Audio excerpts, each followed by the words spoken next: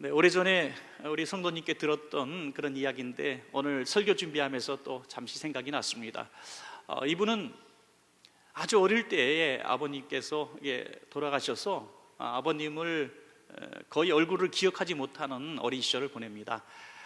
친구들을 만나면 충격이죠. 너는 왜 아버지가 없어? 다 있는 걸 당연하게 여기는 아버지가 너는 왜 없어? 라고 물을 때에 이 아이는 참 어릴 때부터 상처가 컸습니다. 그리고 시집도 가고 이제 성인의 삶을 살고 자식도 낳았는데도 불구하고 늘 아버지 없이 아빠 없이 살았던 자기의 삶이 늘 자신 삶의 컴플렉스고 슬픔이고 분노고 그랬던 것이죠. 그러다가 우리 그 성도님이 우리 성도님의 전도를 받고 우리 원천교회에 이제 나오게 되신 거죠.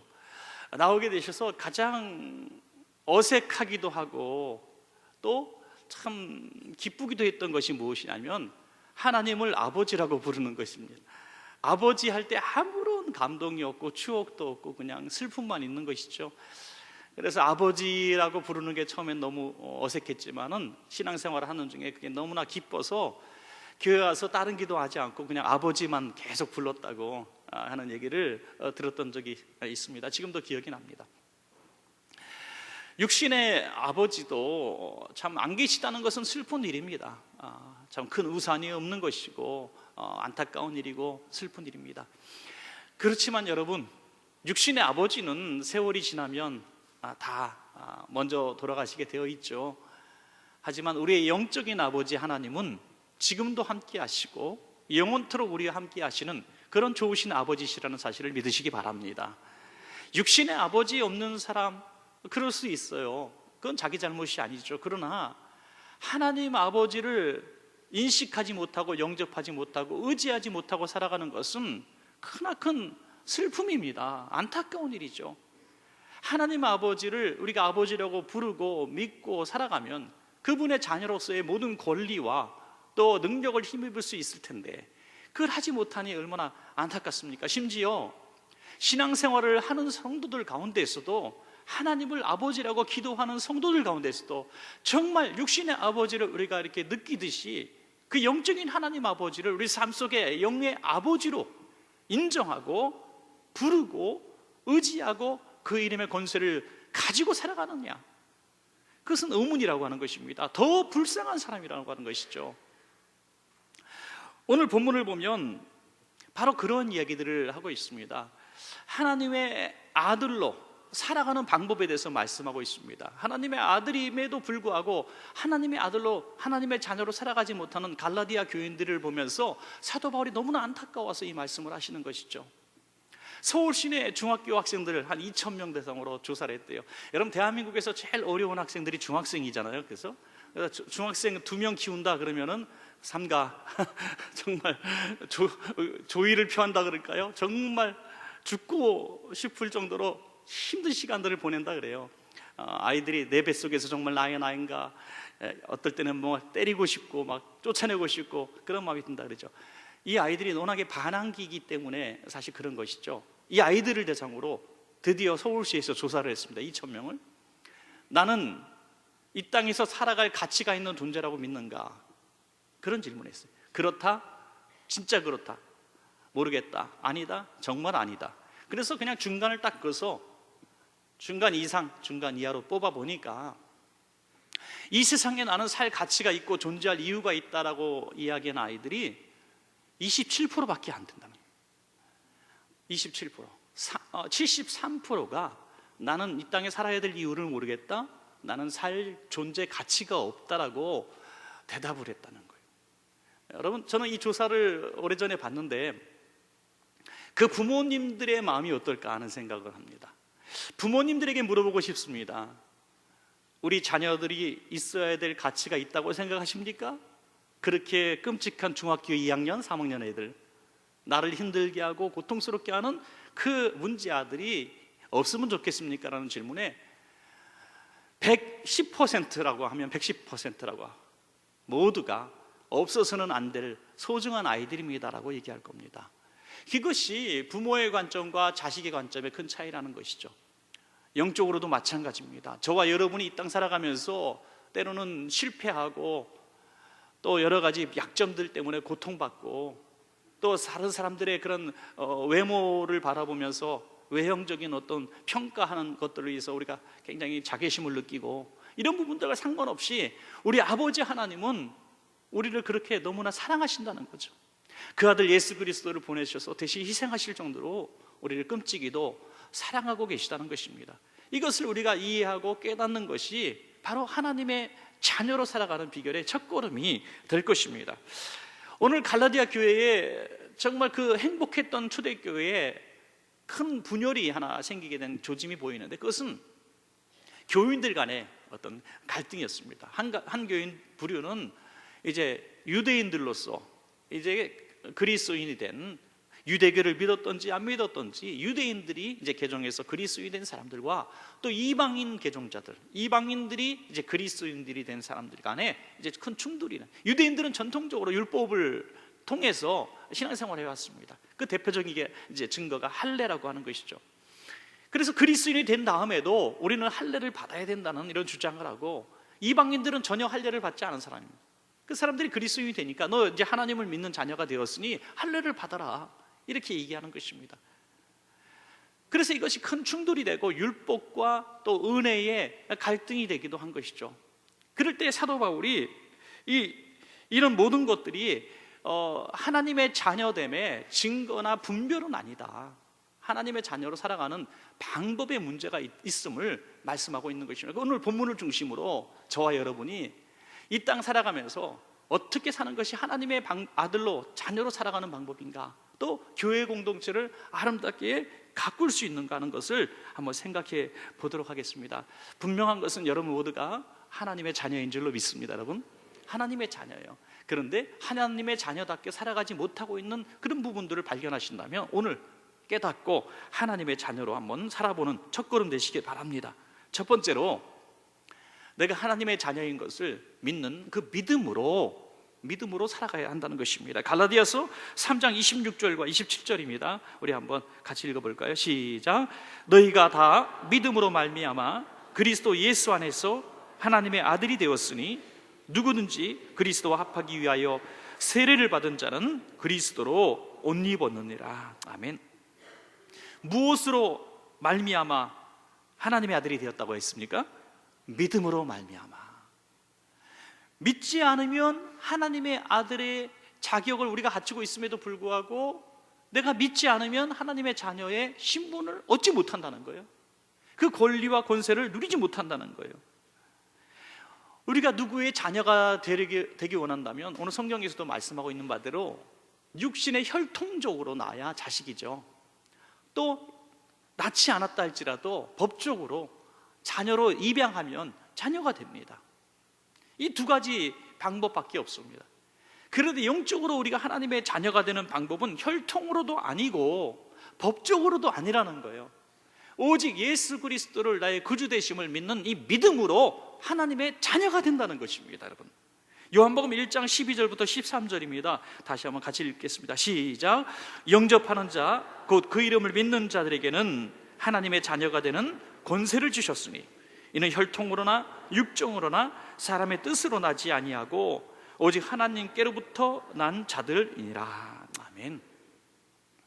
나는 하나님의 자녀입니다. 난 예수 그리스도의 피로 구원받았습니다 라고 마음으로 믿고 입으로 시인하면 그 영접하게 되는 것이거든요. 여러분, 이런 시간들이 참 필요하다고 봐요. 그래서 우리가 세례식이 너무 필요한 것 같아요. 아직 세례받지 못하신 분들 꼭 세례 신청 건면하셔서 하시기 바랍니다. 여러분, 의식이지만 실제로 의식입니다. 정확하게 말씀드리면 우리가 잘못된 마음, 그냥 형식적으로 세례받으면 그 의미가 없을 수도 있어요. 그러나 세례받는 그것이 너무너무 소중한 것은 오늘 성경에서도 말씀하고 있는 거예요. 오늘 예수 그리스도 입으로 시인하고 세례를 받으면 구원을 받는다는 거예요. 세례가 뭡니까? 내가 이제 육신의 혈통 이런 것들을 다 내려놓고 영적으로 하나님의 자녀가 되었습니다 라는 것을 인정하고 새 삶을 살기 시작하는 거예요. 거듭난 인생, 또 새로 시작되는 인생을 하나님의 자녀로 출발하는 것입니다. 그 너무나 중요한 의식인 것이죠. 그때 우리는 큰 마음의 결심을 하게 되죠. 세상의 즐거움도 많이 이렇게 단절하고 끊기도 하고, 이제 그리스도인다면 삶을 살기로 내가 결심하고 많은 것들을 도전하기도 하고 변화되는 계기가 되는 것입니다. 그래서 세례를 안 받는 것보다 받는 게 훨씬 비교할 수 없을 정도로 좋습니다. 어떤 분이 목사님, 저 군대에서 초코파이 준다 그래서 세례 받았는데 또 받으면 안 되겠습니까? 신학적으로 이거는 굉장히, 방송 멘트로는 굉장히 위험한 내용일 수도 있어요. 저는 또 받아도 그럼 진짜 한번 받으라 그러면 저는 이렇게 얘기하기도 합니다. 왜냐하면 세례는 사실 한 번이에요. 인생에 한 번 받으면 성부와 성자와 성령 이름으로 세례 받으면 인정하는 것이죠. 캐톨릭에서 세례 받고 온 사람도 우리는 인정하는 것입니다. 그렇지만 그때 내가 너무 건성으로 결심도 하지 않고 오직 초코파이의 눈이 어두워가지고 내가 세례를 받았는데 지금 생각이 너무나 부끄럽다는 거예요. 진짜 눈물 흘리면서 강력적으로 받고 싶다는 거예요. 그럼 다시 받자. 성지순례 가서 요단강에서 받겠다면 제가 화끈하게 물속에 수장시켜 드리겠습니다. 넣어드리겠습니다. 여러분, 의식을 100번 해서 내가 100번 거듭난 인생을 살기로 결심할 수 있다면 왜 못하겠습니까, 여러분? 물론 우리 인생에 세례는 한 번만이면 족합니다. 세례식은 한 번이면 족합니다. 그러나 우리의 날마다 우리는 이렇게 생각하고 결심해야 돼요. 나는 예수의 피로 구원받은 하나님의 자녀다. 나는 과거에 나는 죽었고 나는 주님의 피로 새 삶을 얻었다. 계속해서 우리가 이것을 믿고 입으로 고백하는 것입니다. 문제는 그렇게 하나님의 자녀로 살아감에도 불구하고 여전히 우리 삶에는 믿지 않는 사람들 이상의 고통들이 주어진다고 생각하는 것입니다. 믿지 않는 사람들은 죄를 짓고도 잘 사는데 우리는 조금만 잘못하면 금방 심판이 오고 징계가 오는 거예요. 예수 믿으면 모든 것이 잘 된다고 해서 우리 이웃집 아주머니가 예수 믿으면 가정도 편안하고 자식도 잘 된다 그래서 교회에 등록하고 왔는데 되는 게 하나도 없는 거예요. 여전히 그냥 힘들고 여전히 그냥 가정도 경제적도 힘들고 자식들도 문제가 여전하고, 그러면 뭐가 달라졌는가? 이렇게 얘기하는 분들이 참 많이 있습니다. 여러분, 하나님의 자녀의 신분을 가지고 있어도 우리는 이 땅에서 살아가고 있습니다. 이 땅에서 살아가고 있는 순간은 우리는 계속 영적인 싸움을 하는 거예요. 하나님의 자녀의 영적인 자녀의 싸움과 이 땅에서 살고 있는 육신의 자녀의 삶을 계속 충돌하며 살아가는 거예요. 그때 하나님께서는 어떤 삶을 살기를 원해요?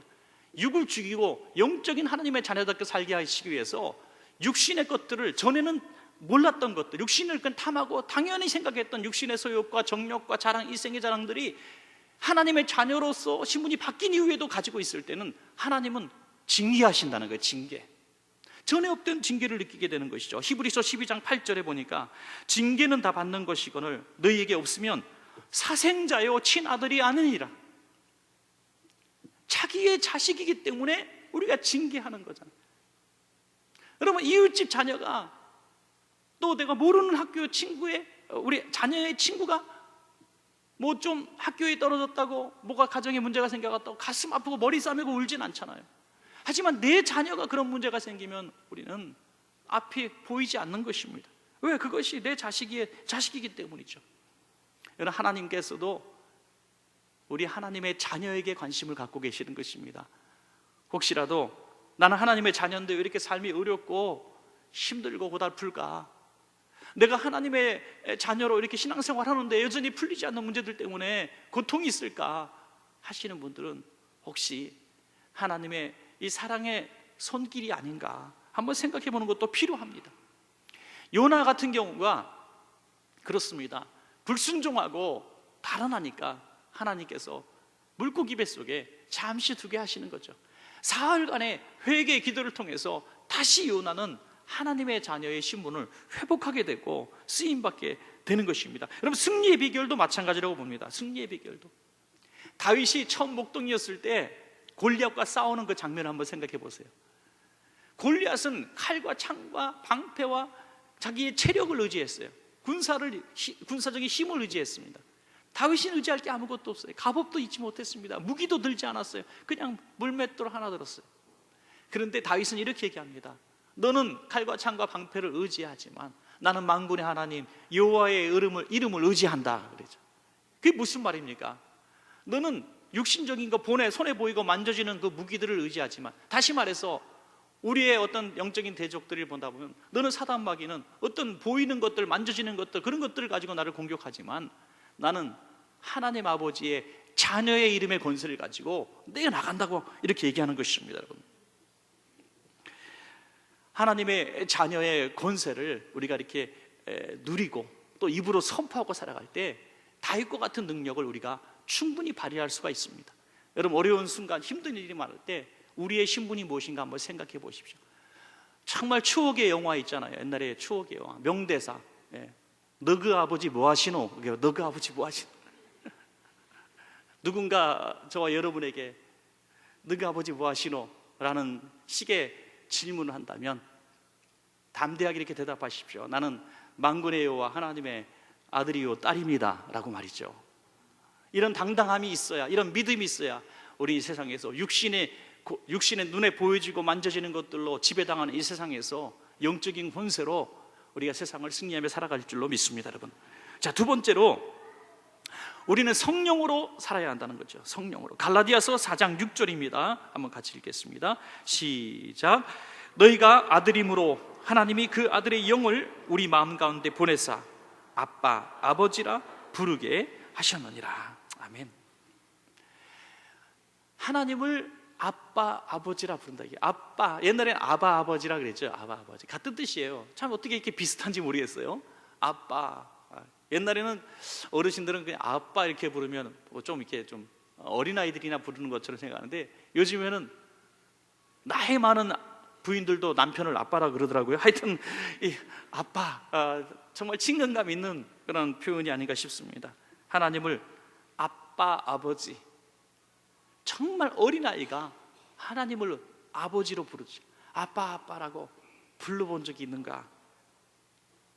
정말 체험적인 거냐? 하나님은 너무나 두렵고 멀리 보좌에 계시고 참 어려운 그런 아버지가 아니라 하나님 아빠 하고 우리가 날마다 얼굴 뵙는 그분 뵈듯이 이렇게 부를 수 있는 그런 친근감이 우리에게 있기를 원합니다. 여러분, 그렇게 하려면은 방법이 있어요. 바로 이 하나님의 영을 받아야 된다는 거예요. 성령 받지 못하고는 하나님을 아버지라고 부를 친근감이 우리에게 있을 수가 없습니다. 그러나 우리가 성령으로 충만하게 되면요, 성령께서 하나님을 친근감 있는 아버지로 부를 수 있는 이 믿음을 주신다는 거예요. 하나님 아버지라고 부를 수 있게. 또 이 부른다는 것이 원어적인 뜻을 보니까 더 의미가 있더라고요. 그것은 부르짖는다, 크게 소리 짓는다. 어떤 위기를 만나면 아이들이 가장 먼저 부르는 게 뭐예요? 엄마라고 부르잖아요. 엄마. 예. 뭐 아빠가 옆에 계시면 아빠라고 부르겠죠. 부르짖는 겁니다. 짐승들도요, 어떤 공경에 처하니까 자기 부모, 아빠, 엄마를 부르더라고요. 막 소리는 잘 모르겠지만 막 짐승 소리를 내면서 크게 울부짖으니까 그 어미가 달려오기도 하고 또 아빠가 달려오기도 하는 것이죠. 여러분, 그 부르짖는 소리를 우리가 부를 때에 하나님이 응답하신다는 것입니다. 오늘 갈라디아 사람들은 성령으로 충만한 경험을 했던 사람들이 많은 사람들이. 초대교회는 성령 공동체입니다. 우리가 초대교회 성도들이 이렇게 분쟁하고 있었다고 해서 우리보다 신앙이 없다고 생각해서는 여러분 큰일 납니다. 현대 그리스도인들보다 훨씬 열악한 환경, 박해받는 환경 가운데서 내가 그리스도인으로 살아가겠습니다라고 결심한 사람들입니다. 대단한 사람들이에요. 그 성령의 경험을 했기 때문에 이 공동체에 들어온 사람들입니다. 그럼에도 불구하고 이분들이 자꾸 하나님의 자녀됨에 의심하게 되고 하나님 아버지를 부르지 않고 세상적인 기준으로 율법으로 돌아가려고 하는 모습을 보게 되는 거죠. 그래서 사도 바울이 야, 너희는 왜 다시 세상으로 돌아가려 하느냐 이렇게 말하지 않았어요. 뭐라고 말씀하십니까? 갈라디아서 3장 3절에 보니까 너희가 이같이 어리석으냐? 성령으로 시작하였다가 이제는 육체로 마치겠느냐?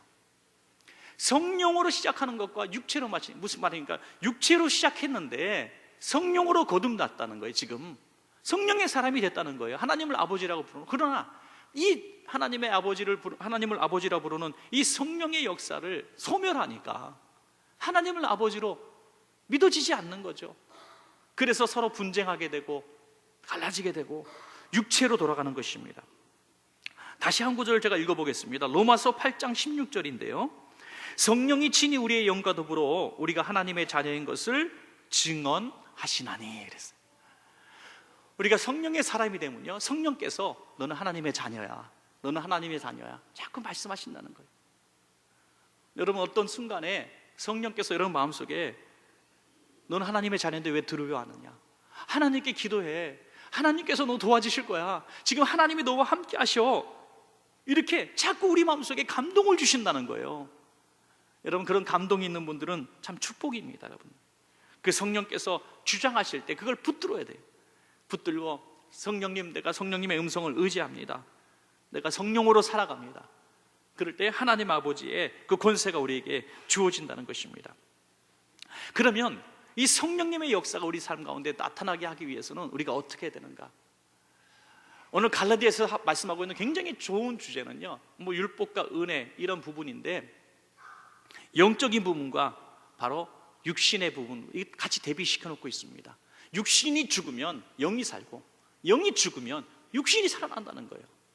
우리가 성령의 사람이 되어야 되는 이유는 성령의 사람이 되어야 하나님의 자녀의 삶을 살 수 있고, 성령의 사람이 되지 못하면 사람의 아들, 이 땅의 죄의 아들로 살아갈 수밖에 없다는 거예요. 그래서 사도 바울은 한 번 성령 충만한 것으로 만족하지 않고 날마다 성령 충만을 위해서 자기 자신을 죽였다고 고백하고 있습니다. 고린도전서 15장 31절에 한번 말씀을 같이 읽겠습니다. 시작. 형제들아, 내가 그리스도 예수 우리 주 안에서 가진 바 너희에게 대한 나의 자랑을 두고 단언하노니 나는 날마다 죽노라. 아멘. 내가 죽어야 하나님의 자녀인 것이 드러납니다. 육신의 것들, 자랑하는 것들을 내려놓아야 하나님이 일하시기 시작하는 것입니다. 오늘도 성령으로 다시 한번 재무장 되셔서 하나님 자녀됨의 권세를 누리시길 바랍니다. 자, 마지막 세 번째, 우리가 사랑으로 살아야 합니다. 사랑으로. 갈라디아서 3장 28절 함께 읽습니다. 시작. 너희는 유대인이나 헬라인이나 종이나 자유인이나 남자나 여자나 다 그리스도 예수 안에서 하나이니라. 당시 갈라디아 사람들이 이 두 부류로 나눠서 싸우고 있었다고 사실 말씀하고 있습니다. 그러나 이 두 부류 성도도 다 같은 성도예요. 오늘도 교회 안에서 어떤 이견 때문에, 율법적인 문제잖아요, 영적인 문제 때문에 싸우는 게 아니에요. 이 율법적인 문제 때문에 생각이 달라서 이렇게 다툴 때가 있어요. 분쟁할 때가 있습니다. 오늘 상처 없는 교회가 어디 있고, 그렇게 마음이 상하지 않은 성도들이 과연 얼마나 있겠습니까? 저는 신앙생활을 정말 이렇게 잘 버텨내고 30년, 40년 정말 한 교회에서 잘 이렇게 신앙생활 하시는 분들 보면 그냥 신학박사 학위를 다 드리고 싶어요. 여러분, 신학박사. 왜 그 삶에 신앙적 갈등이 없었겠고, 왜 성도들 간의 마찰이, 의견 차이가 왜 없었겠습니까? 그럼에도 견디고 또 견디고 또 참아낼 수 있었던 것은 무엇입니까? 바로 하나님이 주신 이 사랑의 마음이 있었기 때문에 가능한 거지, 용납하고 관용했기 때문에 가능한 것이지, 자기 주장대로 살면은 신앙을 지킬 수가 없습니다. 오늘 유대인이나 헬라인이나 종이나 자유인이나 남자나 여자나 다 그리스도 안에서 하나다, 오늘 성경은 말씀하고 있습니다. 당시의 성도들은 율법주의와 이 은혜만 주장하는 사람들이 크게 다투고 있었어요. 율법주의자들은 할례를 받아라 이렇게 말했고, 은혜만 주장하는 사람들은 할례 필요 없다 이렇게 또 전쟁을 한 것이죠. 제가 제일 좋아하는 성경 구절 중에 하나가 바로 여기에 대한 바울의 대답입니다. 제 목회에도 상당히 영향을 준 그런 말씀이라고 할 수 있어요. 갈라디아서 5장 6절에 말씀을 하셨습니다. 그리스도 예수 안에서는 할례나 무할례나 효력이 없을 때 사랑으로서 역사하는 믿음뿐이니라 말씀하십니다. 예, 그게 뭐 이렇게 중요하냐는 거죠. 뭐 이렇게 중요하냐. 이를테면 우리는 점심에 칼국수를 먹잖아요. 먹는데 잔치국수를 너무너무 좋아하시는 분이 있고 냉면을 너무너무 좋아하시는 분이 있어서 교회가 세 쪽 나게 생겼다고 합시다. 세 쪽. 예. 자, 그래서 우리 다수결로 합시다. 교인 투표를 합시다. 그래갖고 교회가 막 시끄러워지고 난리가 나요. 뭐 가성비가 좋으니 어쩌니, 이게 만들기 쉽다, 이게 맛있다 막.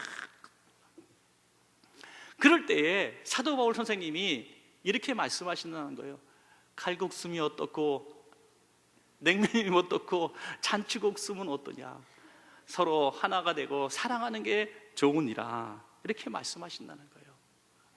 이게 사도 바울의 대답입니다. 우리가 그리스도를 나의 구주로 영접하고 하나님의 자녀로 살아가면서 그것 때문에 갈라지고 전쟁이 된다는 거 있을 수가 없어요. 여러분, 너무너무 우스운 비유를 하나 드리겠습니다.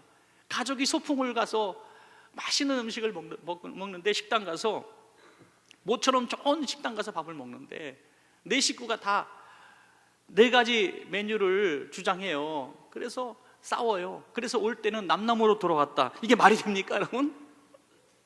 근데 교회는 그런다는 거예요. 교회는 조그만 사건, 조그만 분쟁 이런 것들로 인해서 영영 보지 못할 원수처럼 여기고 아주 헤어진다는 거예요. 어떻게 그럴 수 있을까? 이유는 하나라는 거예요. 자녀라고, 하나님의 자녀라고 서로 인정하지 않는 거기 때문이죠. 육신의 자녀들은요, 어쨌거나 피는 콜라보다 진하다, 간장보다 진하다, 그래서 다시 만나요. 그런데 성도들은 한번 원수가 되면 돌아오질 않아요. 왜 그렇습니까? 하나님의 자녀됨, 한 자녀됨을 믿지 않는다는 거죠. 사랑하는 여러분, 우리는 다 하나님의 한 자녀인 것을 믿으시기 바랍니다. 우리 성도뿐이 아니라 이웃교회의 성도들도 마찬가지고, 저 외국에 있는 고통받는 우리 형제들도 다 우리 하나님의 자녀라는 것이죠. 지난주에 저는 이 지역에서 목회하시는 어떤 목사님께 감사 인사를 받았어요. 그래서 너무 기쁘기도 하고 별일 아닌 것처럼 생각되기도 하는데 좀 이 얘기를 드리고 싶더라고요.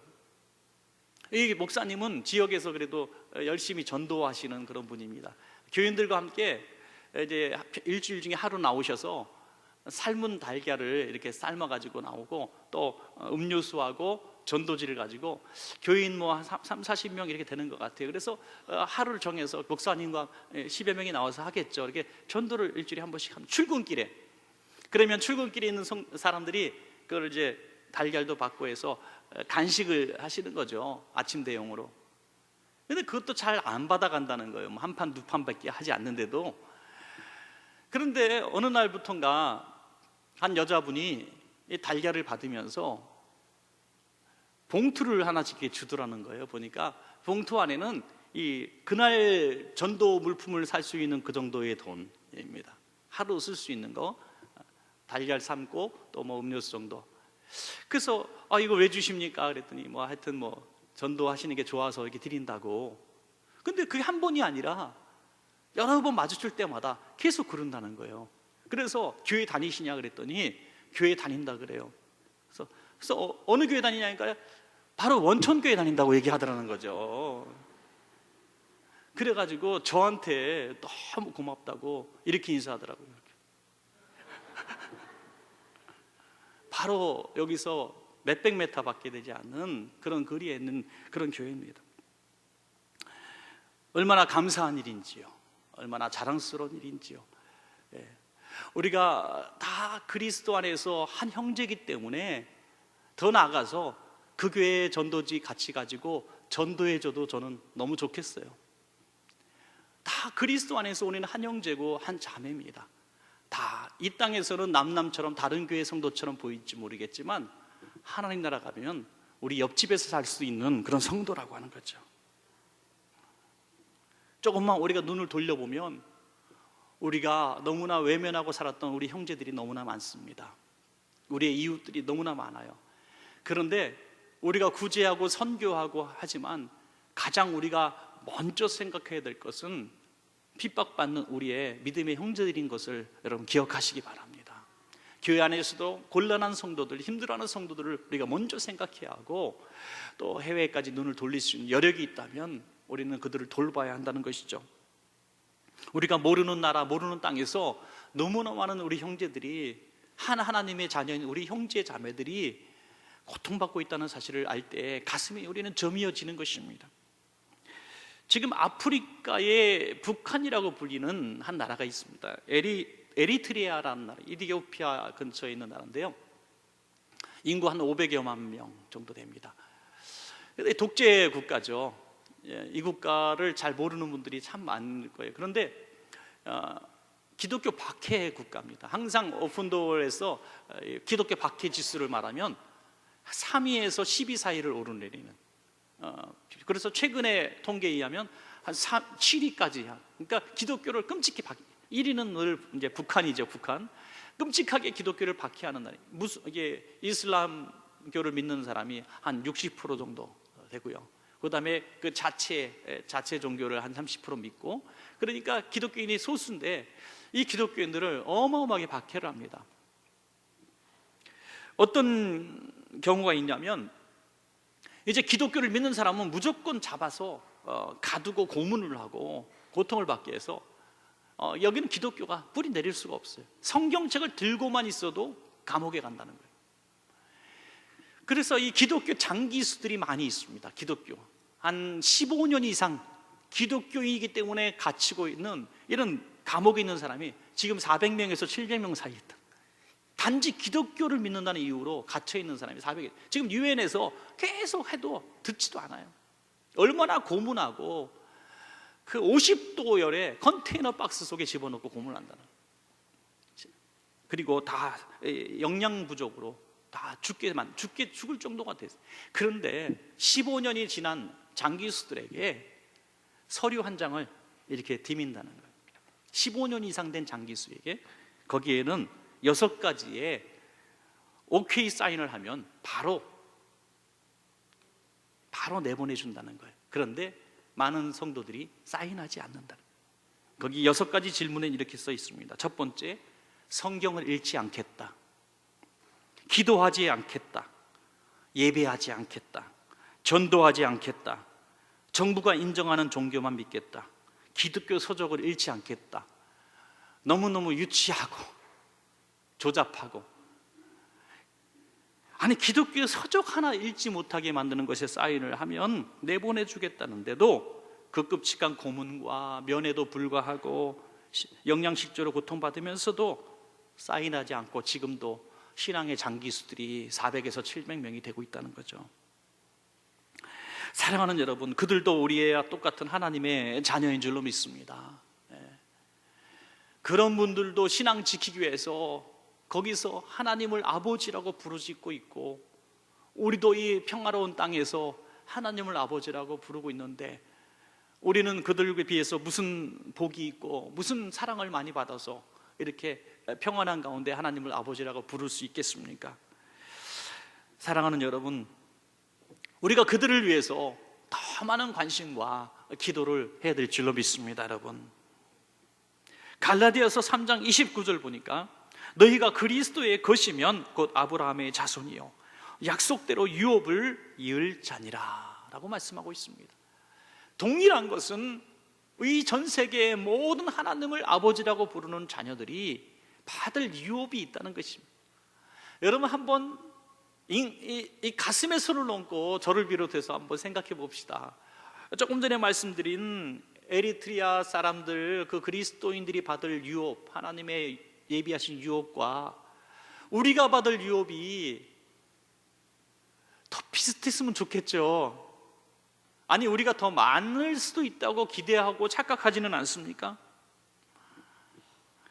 사랑하는 여러분, 우리가 이 땅 살아가면서 하나님의 자녀답게 산다는 것은 날마다 육신을 죽이고 육신의 자녀답게 사는 것이 아니라 하나님의 자녀답게 살기 위해서 몸부림치고 애쓰고 힘쓰니 필요하다는 말씀을 드리는 것입니다. 하나님의 자녀로 살아가기를 원하신다면 날마다 나는 하나님의 자녀다는 이 자존감, 이 믿음으로 외치며 살아가야 하고, 날마다 성령님의 능력으로 너는 하나님의 자녀야, 하나님의 권능을 가졌어, 하나님의 성령의 음성에 귀를 기울이고 순종하면서 우리의 가까운 성도들, 형제들, 저 이웃의 성도들, 저 멀리 있는 해외에 핍박받는 우리 형제들까지 나의 형제라고 생각하는 이런 가족 의식을 가지고 우리가 좀 더 넓게 선교하고 구제하는 그런 성도의 자세를 가져야 하나님께서 너는 진정 나의 자녀야, 역시 장남이 최고야, 차남이 최고야, 역시 내 딸이 최고야, 이렇게 말씀하시지 않겠습니까? 저와 여러분 모두가 이 귀하고 자랑스러운 하나님의 자녀가 되시기를 간절히 축복합니다.